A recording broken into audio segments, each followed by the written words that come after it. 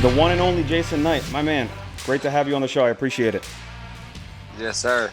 I appreciate you having me on for sure. So, where are you at right now, location-wise? I'm at home, Where's home? Lucedale, Mississippi. Mississippi. Okay, so that's where you Yes, grew up, sir. right? Yes, sir. Have you ever moved away, or have you ever kept the roots? Nah, I've been Mississippi boy my whole life. So tell me something. So I want to kind of jump into what's going on right now, but then I'd love to kind of go back a little bit and get to know your story a little better. So first of all, your two bare knuckle fights. I mean, are they the best fights that BKFC has had, in your opinion? Yeah, in my opinion, I believe so. The second one wasn't nearly as gritty and bloody as the first, but I feel like I went out there and put on a killer performance. Yeah. I was way more proud of the second fight for sure. Holy shit is all I can say, man. When I saw those fights, I was like, if you want to talk about the grit and toughness of a fighter, it's right there. It's not just a fancy performance. It's like, you're putting everything on the line. Did you lose some teeth in that fight? I lost one. I had a tooth that, it was like an old cavity had a filling, and he broke it off. How so all right, so you were in the UFC, very well known in the UFC. After a couple string of losses, UFC drops you, you go and you do bare knuckle, right? Yes, sir. How did that decision come about? What made you want to do that switch? Right after I got kicked out of the UFC, I was like, man, what am I gonna do? Didn't really have a backup plan. And then a few weeks later, bare knuckle hits me up. They asked me, hey, would you want to fight? And I told them, look, if you get in touch with my manager, and if you can convince him, that it's gonna be something worth doing, then we'll do it. And they offered me Artem Lobov with a pretty good paycheck. So I was like, yeah, I'll do it. I honestly, from watching Artem's UFC fights, I thought it was going to be an easy fight. And Yeah. I had it in my head that I was just going to blow through him and go in there and show him that I was tougher than he was. But the guy's pretty tough. I got to give him that. And I feel like if I would have done the same, the first time as what I did the second time, then there would have never really been any kind of need for a second fight anyways. Right. So how did like, to you mentally, was it easier to prepare for that fight, or did you feel like you were up against something a little tougher in bare knuckle? I think it was easier to prepare for sure. You're only worrying about one aspect of your game. You're worrying about nothing but your punches. You don't have to worry about the kicks, the knees, the elbows. You don't have to worry about submissions or takedowns or any of that. Just go in there and you focus completely on one discipline, and you make it the best you can make it. And then mental wise, Artem, I thought for sure that I could beat him. So it wasn't like something that I had to stress out about. I thought for sure that I was going to beat him, and I went in there and I had an easy fight, easy, stress-free time. Paige Van Zant just fought, what was it, last week or the week before, and they came out saying basically that she feels that they felt like they either over prepared or maybe took the fight a little bit too MMA style, too precise, and instead of brawling. Do you agree that sport is, you have to kind of make that switch? The biggest thing about that sport is you have to realize the change in pace. You can't go out there and try to point your way through the fight. You gotta. It's not something that you can sit there and take your time. If you lose the first minute, you can get it back the second minute. Most likely, if you lose the first minute, you're losing the whole round because you don't have much time in each round. If you lose the first minute, then the judges are going to see that the other person was more active. The only way you're going to win a round back if you're down is to get a knockdown, and that's what you got to kind of prepare yourself for. Is I've got to be wide open because this guy's coming at me wide open, We got to see who can land more punches the fastest, and that's kind of the gist of it. If you go out there and you try to wait on the other guy, you try to play the counter fighter, you might not ever get that chance to catch back up.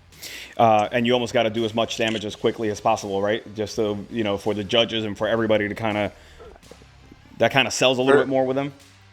Yeah, I mean, I think really everybody that's a fan of bare knuckle right now, they want to see the blood and the cuts and the people getting knocked down.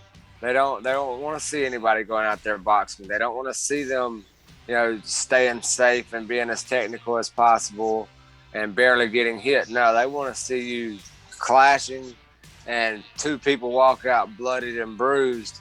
And I think that's pretty much where the sport's going. Is everybody who's going to make a name for themselves in bare knuckle, they got to go through a few of those wars, Right. Do you like that, or does it frustrate you a little bit since you're a skilled, disciplined MMA fighter at heart? I mean, bare knuckle. If I could do bare knuckle without my hands hurting for a month, 2 months afterwards, I would stick with it. They pay pretty good money, and it's a lot of fun. It's a whole lot of fun, and just the fast pace, I think, is what makes it so fun. You don't have a whole lot of time to sit in there and overthink stuff or make mistakes. You got to get out there and get after it. And if you make the mistakes, they cost you dearly. So you got to go out there with the mind frame of making zero mistakes. And like I said, if it wasn't for my hands getting swole up and sore and taking a month, 2 months to heal, I wouldn't mind staying in the sport at all. But the only thing that really doesn't interest me with bare knuckle right now, there is absolutely nobody there. Nobody in the division. I've got 3 or 4 guys, and then I got a title shot. Or right now I've fought twice. I fought Artem both times. I'm 1-1, and I'm the #1 contender. So if there's a automatic title fight, then I'm in there. And I don't think I'm deserving of a title by no means. Of course, the sport's brand new and they're still trying to build. But right now, I would not, if I go out there and I get the title, I don't consider myself the best in the world because I have nowhere near fought the best in the world. There are a lot of up and coming guys who are, of course, trying to make a name for themselves. I want to be in there with the elite. I want to get up there. I want to be, top 15 in the UFC and work my way down that ladder, not, starting out already on top and staying there, We'll get to the whole UFC thing and your fight coming up now. What is it, March 5th? March the 5th. It's going to be at the Biloxi Civic Center. It's Icon Fight Federation 5. Okay. So before we go there, tell me a little bit about growing up in Mississippi. And so you started fighting really early, right? You were amateur, 14 or something like that? Yeah, I had my first amateur fight when I was 14. Growing up in Mississippi, it's a lot of fun. You do a lot of redneck stuff, go hunting, go fishing, ride four-wheelers, go mud riding, stuff like that. But I had a big brother. He's 7 years older than me, and he pretty much beat the shit out of me my whole life. Made sure I was tough, made sure that nobody picked on me and stuff like that. So it was like inevitable that I was going to get into the MMA. I don't know. I can't even remember when my first street fight was. I was so young, but I got in a street fight at least 4 or 5 times a year growing up going through school and stuff. And first opportunity that I had to get in an MMA fight, I did. And I started learning jiu-jitsu, wrestling, stuff like that right around the age of 14. And I had one MMA fight and I fell in love with it, so had to stick with it. Was fighting you getting you in trouble, and that's why you decided to make it something you were taking serious?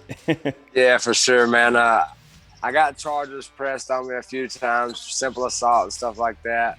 And like usually, if you get charges pressed on you, most of the time, you would think that you just assaulted somebody who had. I lost you for a second there. There you go. You're good. I had someone trying to call. Uh, you think when you get a simple assault or something like that, it would be just because you just went out and jumped on somebody for no reason. But most of the times, sorry, man, somebody keeps trying It's to all right. call. You want to pick it up? But Or you good? no, we're good. Okay. Most of the times, whenever I got a simple assault charge, it would be somebody who was talking crazy and acting like they wanted to fight, and then I'd jump on them, and then next thing you know, they turn around, press charges. But I find out, when I was 14, there was a place called the Fight Club, and they were putting on fights, and if you win, you get $100. If you lose, you get nothing. And that was my way. I was like, oh man, that's awesome. I can go make $100. Yeah, hell yeah. And not get charges pressed, not getting any kind of trouble, not even really have to worry about breaking your hands. That was the biggest deal with the street fighting. Same as bare knuckle. You got to worry about not having anything on your hands, no kind of hand wraps. So it really takes a toll on you. You punch some guy in the back of the head, the next thing you know, you got a crippled up hand for a week or two. I love how you were taking your street fighting so serious that you were like worrying about your hands and taking care of them and recuperating them at that time. That's hilarious. That's funny. Yeah, man. I got in a lot of street fights as a kid. So before I ever even got into MMA, I broke my hands. Both hands, I'd broken them several times.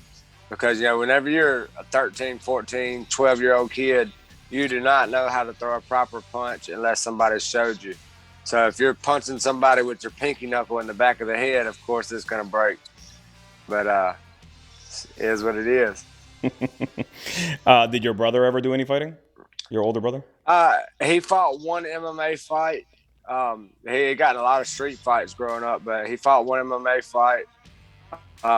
At the time, he was smoking cigarettes and smoking weed, so he just didn't have the cardio for it. It wasn't something that he fell in love with.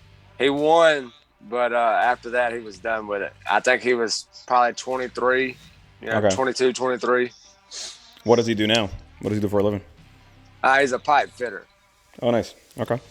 So then you, from an early age, once you figured that this is something that would save you from possibly doing time or getting charges, and started taking it more serious, did it click that you could become a professional fighter at the level that you got to?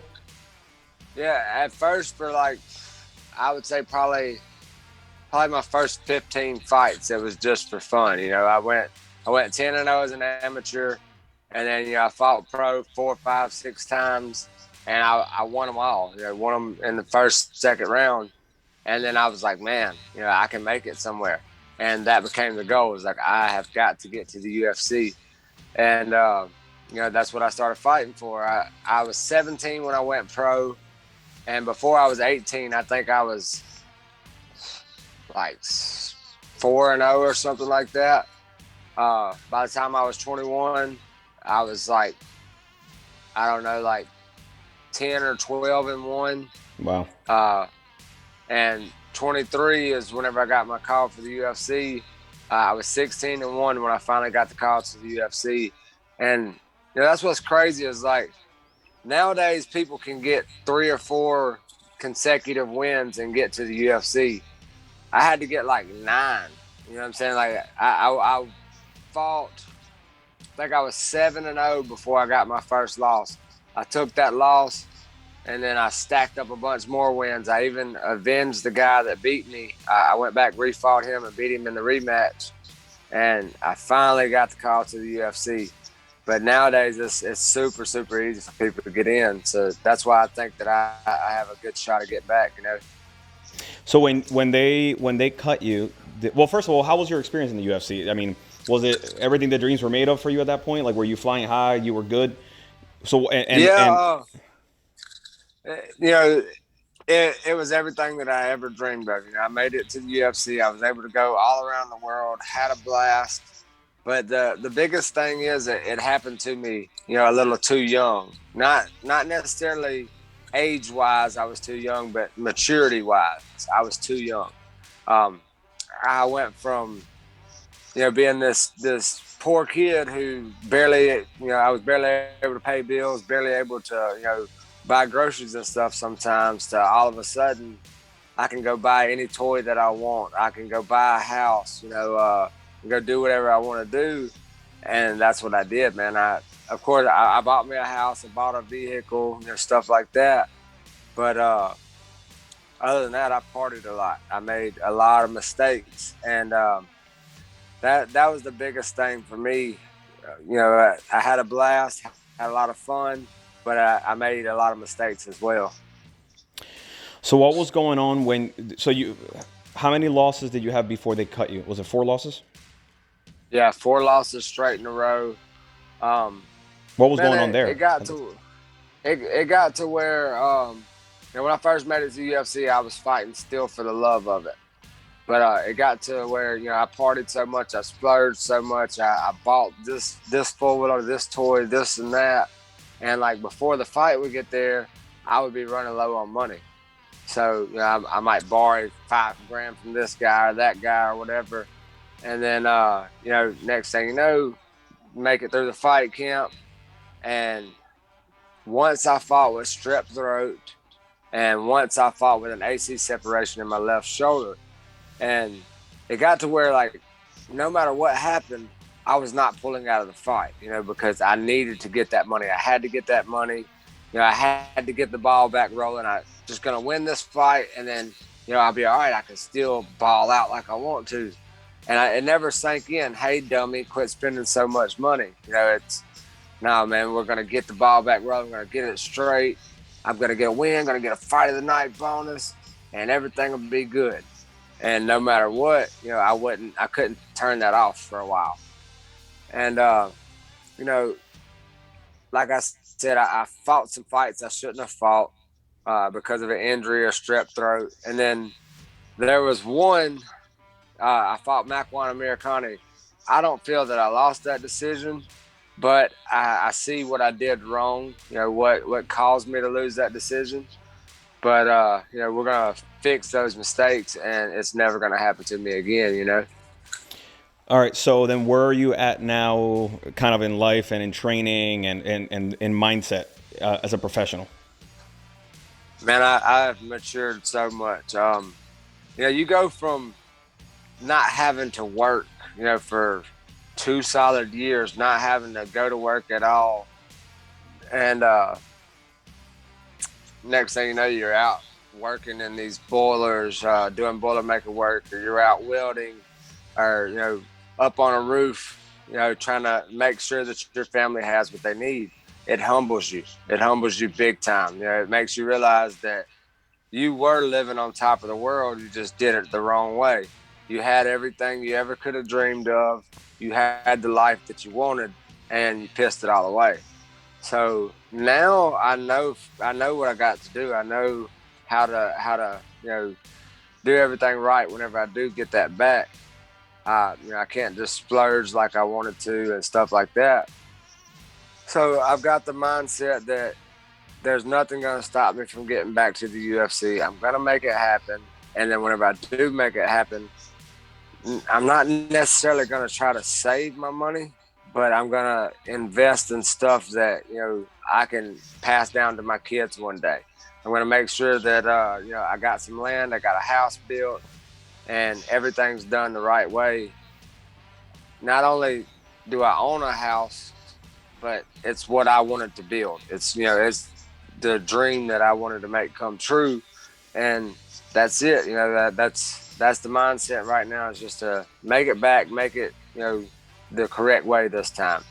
And I always, before I got kicked out of UFC, if I didn't have a fight book, there was no training for Jason. I couldn't get my mindset wrapped around the idea of being at the gym every day and treating it like it's a job, even though that was my job. That was my career. That's what I have to do in order to stay up there with the elite.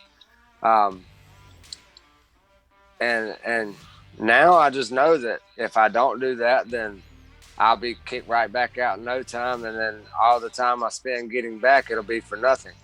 So I'm not going to let that happen ever again. So how are you physically, are you training every day and you're kind of ready to go? Oh yeah, man. I could fight tomorrow. Cardio wise, skill wise, everything. I'm sharp. I'm on point. Uh, I could fight as many rounds as they need me to right now, but I still have 2 weeks, so I can't wait to see where I'm at in 2 weeks. I'm prepared mentally, physically, no injuries, everything's ready to go. That's awesome, man. So I love that you called out, your shot on Instagram, and you basically said, "Everybody watch. I'm gonna put on a show, and this is going to be my ticket to get back into the UFC." Have you gotten good feedback from that? Has anybody reached out, or are you just gonna put it out there on the line and just show what you got? Yeah, nobody's reached out to me personally. But I believe that Dean Toole, he's the matchmaker for Icon. I believe that he's been in contact with Sean Shelby and them. I know my coach gets in contact with them and stuff. And I just put it out there. This is what I want to do. I'm going to work as hard as I can. I'm going to make it happen. A lot of people commented. A lot of people liked it. But I think they're sitting back waiting to see exactly, see if I am gonna do what I say I'm gonna do. And I believe after I go out here and I put on a spectacular performance on March the 5th, then if they don't call me, it doesn't really matter to me. I want them to, don't get me wrong, but I will go through and book another fight, go through another training camp, win another fight, and however many I gotta win to get back, because I got my mindset on it. So I am gonna do it. So are you set that you want to stick to MMA for the next couple fights, no matter what?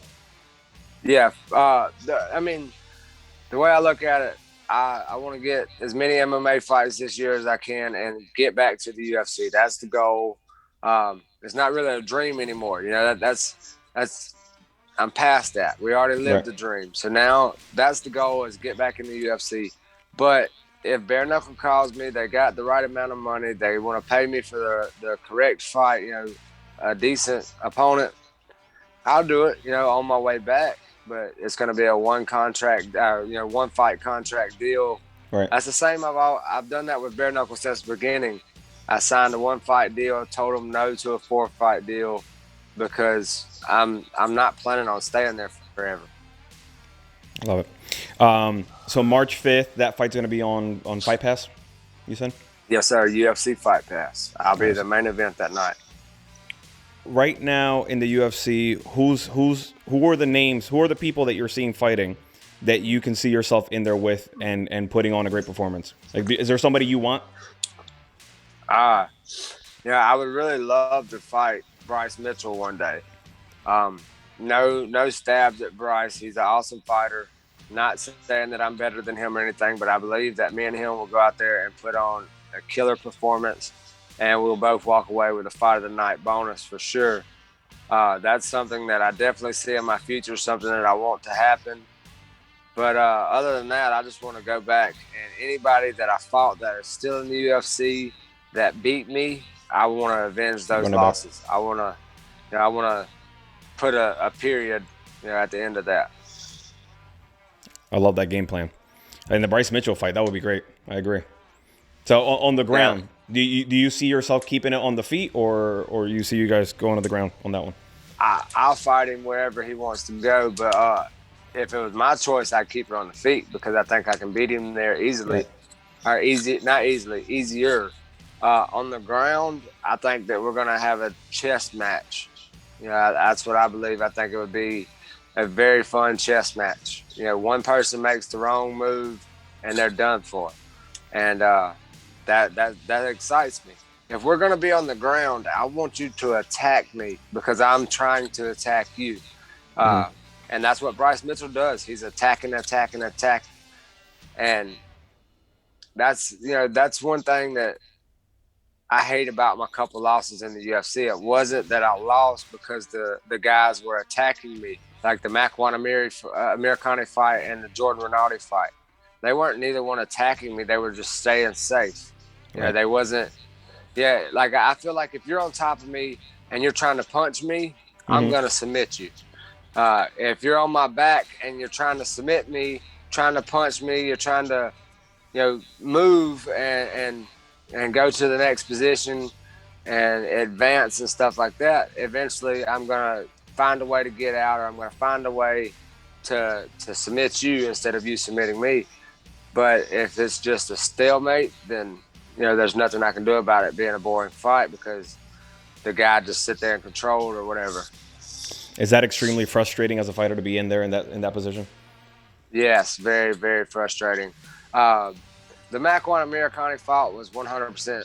The Makwan Amirkhani fight was 100% my fault. I dropped him twice in the first round, and then go out the second and third round, and I'm trying so hard to submit him off of my back, and I should have just got up. I had a couple little things that I've been working on in camp that I had in my head how I was going to finish him, and I couldn't turn it off. There was no way to turn it off in my head at the time. But I'm not going to make those mistakes anymore. I look at it like this. If I'm on my back longer than 30 seconds and I haven't submitted you, then I'm losing. I got to get up. I got to reverse the position. No more spending a whole round on my back ever again. March 5th, we're gonna see the best you, and then the goal is to get back in the UFC and continue where you left off. All right? Yes, sir. March the 5th, I'm going to make a statement. Sean Shelby, Joe Rogan, Dana White, all of them, hopefully they're watching. But I promise you, if they're watching, I'm going to make them realize why I should still be in the UFC or why I should be signed again. And that's the plan. I'm going to go out there and really, really make a statement. And then hopefully I'll get a call after that. Do you ever think to stay ready in case, one of these fights that falls through, that you can jump in last minute? Would that be another way to get in there quickly? Yeah, for sure, man. After this fight's over, as long as I don't take any injuries, I'll be right back in the gym the next couple days. And that's the way I want to do it from now on. I want to treat this like it's a job, and I want to get paid. So that's the plan. Love it. All right, man. Well, thanks for being on the show. I appreciate it. I'm looking forward to seeing the fight and seeing you back in the UFC cage, man. Yes, sir. Real quick before you go. Yeah. I just want to thank, American Top Team d'Iberville, all my training partners, Coach Mike, Coach Brandon, Alex Harrell, Tyler Hill, Harris Stevenson. Y'all are the main ones that, really been putting in work with me. Thank y'all so much. And, my sponsors, I appreciate y'all. I'm not going to try and name them off because I got a big list.